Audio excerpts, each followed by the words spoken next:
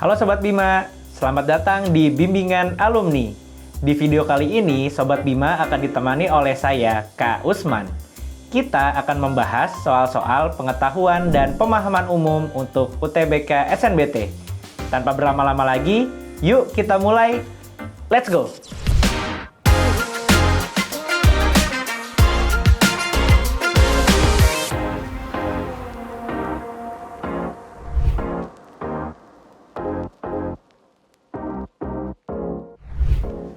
Sobat Bima, kita mulai pembahasannya dari soal yang pertama.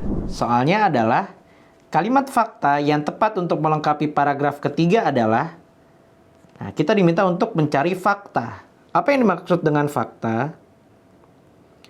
Fakta itu adalah sesuatu yang sudah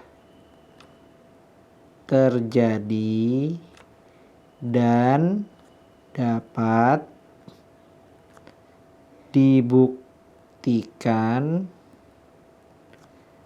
kebenarannya.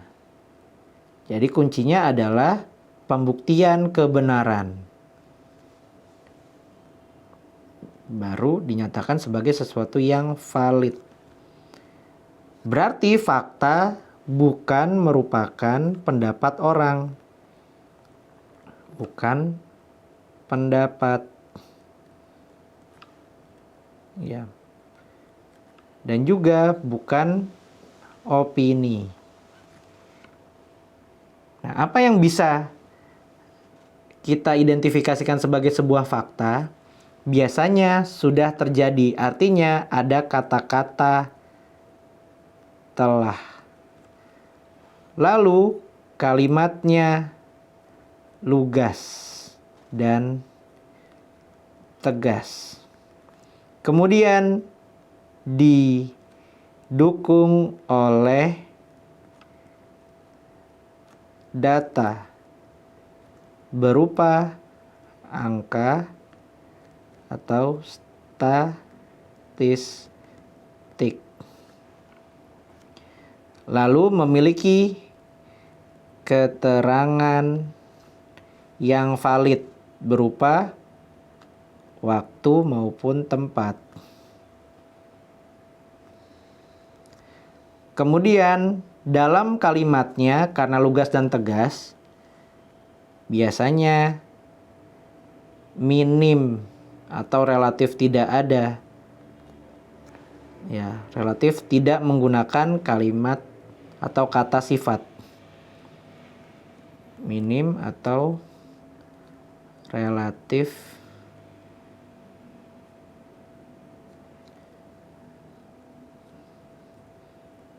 tidak menggunakan kata sifat. Karena kata sifat biasanya mengindikasikan sesuatu yang bersifat opini. Nah, kembali ke kalimat atau paragraf ketiga. Ya, kita diminta untuk mengisi bagian antara kalimat 15 dan kalimat 17. Ya. Nah, di sini kalau kita lihat dan juga kalimat 89. Ya. Negara di dunia umumnya tidak melegalkan eutanasia karena banyak menimbulkan pro dan kontra. Lalu kosong dan negara-negara tersebut diantaranya Amerika Serikat, Jepang, Belanda, dan Luxembourg. Nah, kalau kita lihat di sini fokusnya ada pada negara yang tidak melegalkan eutanasia. Nah, banyak menimbulkan pro kontra itu merupakan opini. Ada kata banyak ya. Menimbulkan pro kontra ini merupakan opini. Nah, kita perlu pastikan bahwa kalimat yang akan kita isi ya menjembatani antara negara yang tidak melegalkan eutanasia dan juga keterangan mengenai negara-negara tersebut yang sudah disebutkan pada kalimat 9. Untuk itu, kita perlu pastikan bahwa ya karakteristik berupa telah terjadi, lugas dan tegas, minim kata sifat, didukung oleh data angka dan statistik, serta ada keterangan yang sifatnya valid, itu terdapat pada kalimat fakta tersebut. Ya, kita lihat satu persatu. Akan tetapi masih mungkin, masih mungkin ada kata mungkin. Ini bukan merupakan fakta, karena tidak lugas. Namun demikian terdapat beberapa negara yang telah, ada kata telah, ya seperti karakteristik yang sudah disampaikan sebelumnya. Ini mengindikasikan kalimat fakta. Namun bisa jadi ini sama seperti mungkin. Sebaliknya, tidak ditolak jika itu juga mengindikasikan kemungkinan. Sayangnya proses yang eutanasia ini dianggap ini pasti merupakan suatu opini karena tidak lugas dan tegas. Jadi satu-satunya yang mengindikasikan kalimat fakta ada pada pilihan jawaban yang B. Telah terbukti di situ, telah melegalkan, telah terjadi. Ya, jadi jawaban yang tepat adalah, namun demikian terdapat beberapa negara yang telah melegalkan proses eutanasia ini.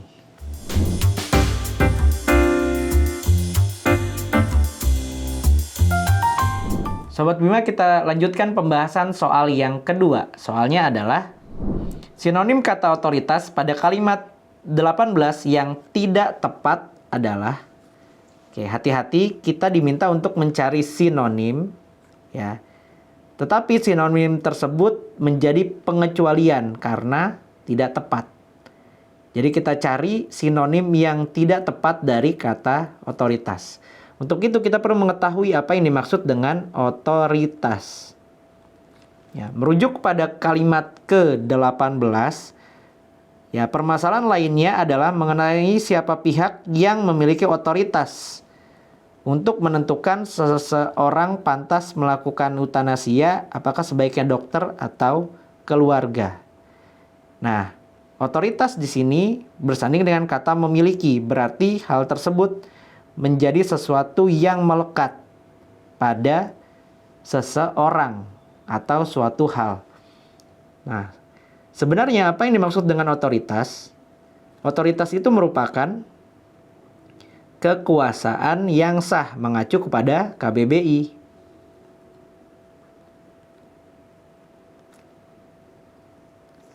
Bisa juga diartikan sebagai hak untuk memerintah. Nah, jadi otoritas itu akan dekat maknanya dengan kekuasaan. Ya, otoritas ini nanti akan terbagi menjadi perseorangan atau individu yang melekat pada individu atau melekat pada organisasi ataupun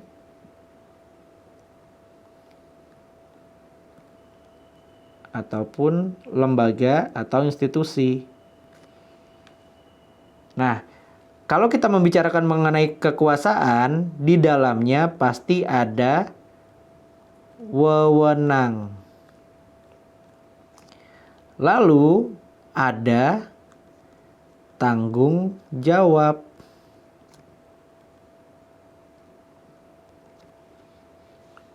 Nah, biasanya wewenang dan tanggung jawab ini berasosiasi dengan wibawa. Karena biasanya yang memiliki wewenang atau tanggung jawab itu identik dengan sesuatu yang berwibawa. Ya, jadi otoritas itu artinya kekuasaan. Nah, kekuasaan itu diartikan sebagai wewenang yang di dalamnya terdapat tanggung jawab. Sementara itu, wewenang dan tanggung jawab itu akan identik atau berasosiasi dengan wibawa. Jadi, yang kurang tepat dengan sinonim kata otoritas adalah kewajiban. Kewajiban di sini identik dengan sesuatu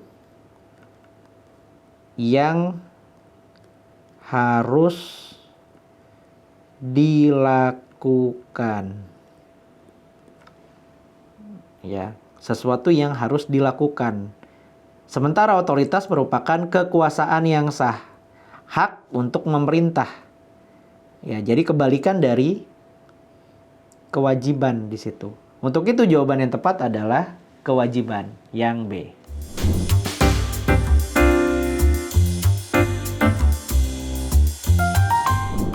Sobat Bima, kita lanjutkan pembahasan soal yang ketiga. Soalnya adalah makna pean pada kata peningkatan dalam frasa peningkatan kekuatan otot memiliki kesamaan dengan.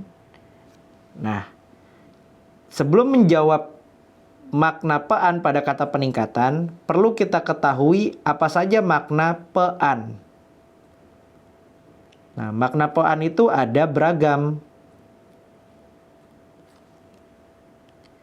yaitu yang pertama adalah proses atau perbuatan.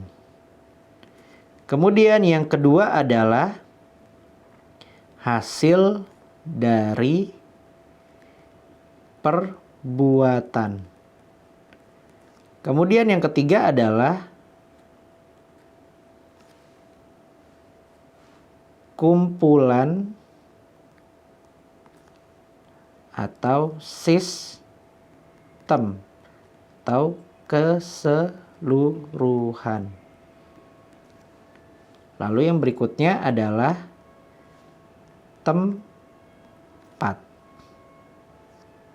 Jadi makna pean terdiri dari proses atau perbuatan, hasil dari perbuatan, kumpulan sistem atau keseluruhan, tempat, dan keadaan atau kondisi. Nah, kalau kita telusuri, imbuhan pean akan menyebabkan suatu kata berkedudukan sebagai kata benda atau nomina. Nah, sekarang kita kembali ke kata peningkatan. Peningkatan di sini merupakan suatu proses.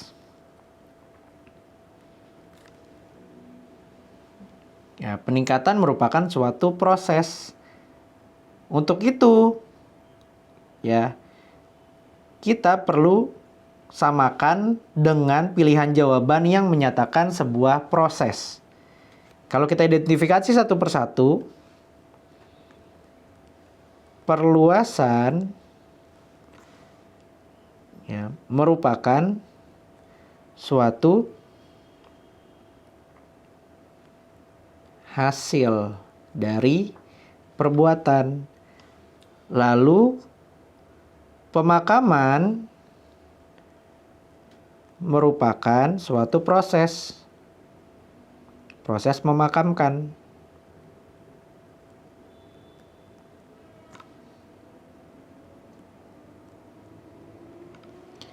Lalu perkotaan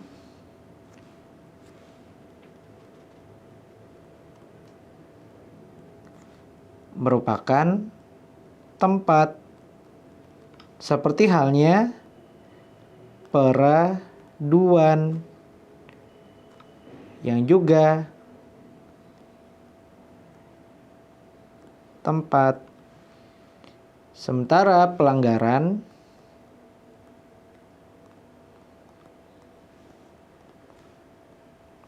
bisa menjadi suatu hasil, bisa juga menjadi keadaan atau kondisi, tergantung pada konteks kalimat.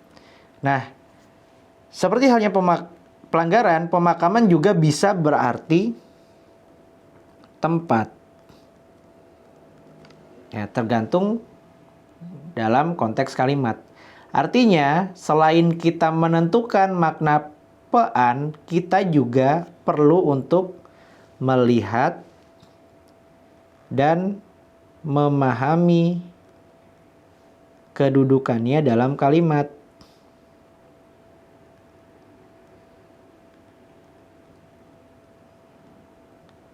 Untuk itu sangat penting untuk melihat konteks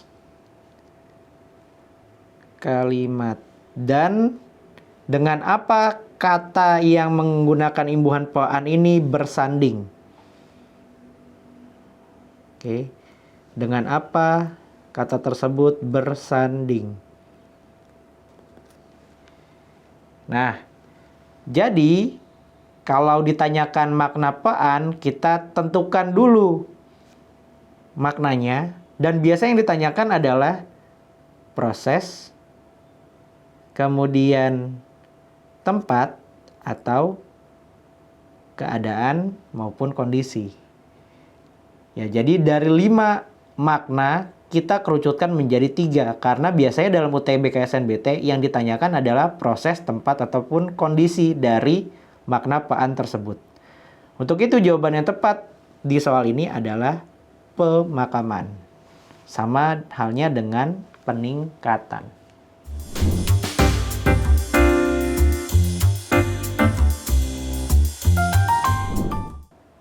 Sobat Bima, kita lanjutkan pembahasan soal yang keempat. Soalnya adalah frasa dapat ditelusuri memiliki kesamaan pola makna dengan. Nah, kita diminta untuk mengidentifikasi kesamaan pola. Nah, ada 2 cara dalam mengidentifikasi kesamaan pola. Cara yang pertama adalah melalui penentuan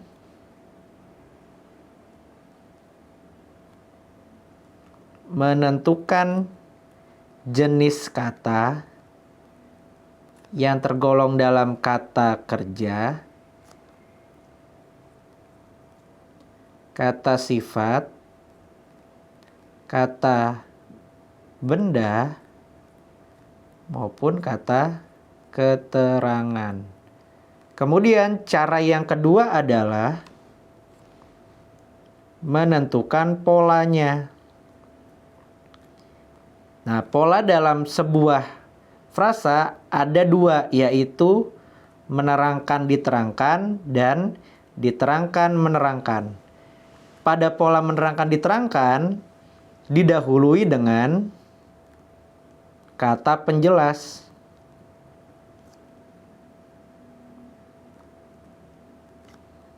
Kata penjelas yang muncul terlebih dahulu, baru kata inti.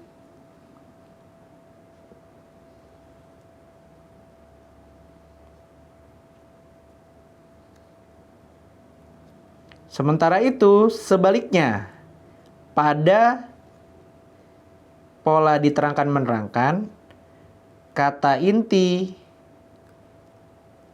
mendahului kata penjelas.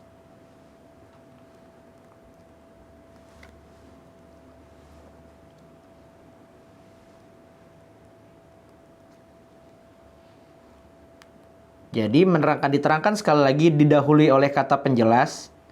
Jadi menerangkan oleh kata penjelas. Lalu diterangkan. Diterangkan ini merupakan kata intinya. Sementara diterangkan menerangkan, diterangkan kata intinya, menerangkan merupakan kata penjelas. Jadi kata inti mendahului kata penjelas. Nah, kalau kita lihat pada soal, dapat ditelusuri itu polanya adalah ya, kata intinya muncul pada kata ditelusuri. Artinya, kata penjelas terlebih dahulu. Dapatnya ini merupakan penjelas. Ditelusurinya menjadi kata inti. Jadi polanya adalah menerangkan, diterangkan. Selain itu, kata dapat merupakan kata keterangan. Lalu kata ditelusuri merupakan kata kerja. Jadi polanya adalah kata keterangan, kemudian kata kerja. Nah, sekarang kita cocokkan dengan pilihan jawaban. Sangat jelas. Oke, sangat jelas ini jenis katanya adalah kata keterangan. Sangatnya ini merupakan kata keterangan.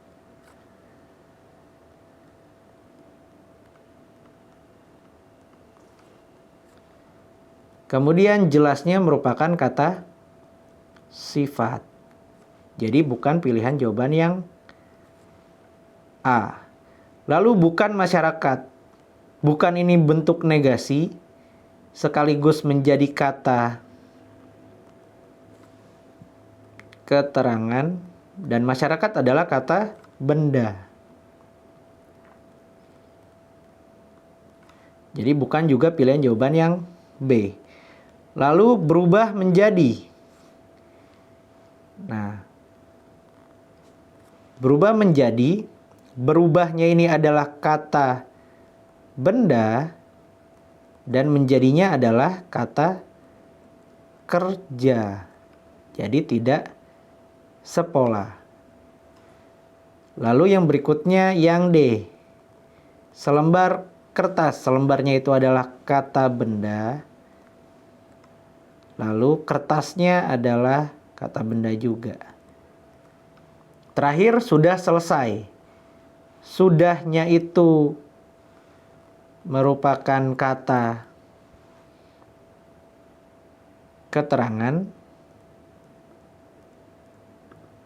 Dan selesai merupakan kata kerja. Nah, ini adalah yang sepola. Intinya ada pada kata selesai. Berarti polanya juga menerangkan, diterangkan.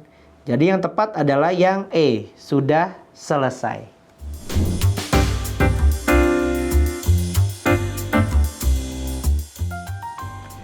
Bagaimana Sobat Bima? Sudah mulai paham kan? Ingat ya, kunci sukses pengetahuan dan pemahaman umum untuk UTBK SNBT adalah pemahaman konsep yang kuat dan latihan soal yang rutin. Kira-kira kita bahas apa lagi ya? Yuk tuliskan di kolom komentar.